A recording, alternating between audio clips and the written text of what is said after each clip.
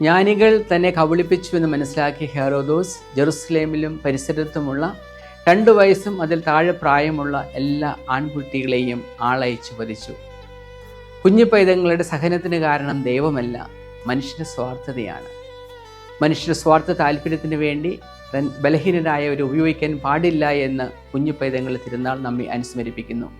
അമ്മയുടെ ഉദരത്തിൽ വെച്ച് കുഞ്ഞുങ്ങൾ കൊല ചെയ്യപ്പെടുമ്പോഴും, ജടികാസക്തിക്ക് വേണ്ടി കുഞ്ഞുങ്ങൾ ഉപയോഗിക്കുമ്പോഴും, ഒരു വസ്തുക്കളായി അവരെ കാണുമ്പോഴും എല്ലാം കുഞ്ഞു പൈതങ്ങൾ നേരിട്ട് കിരാതമായ ആ പ്രവർത്തനങ്ങൾ ഇന്നും സമൂഹത്തിൽ ആവർത്തിക്കുകയാണ്.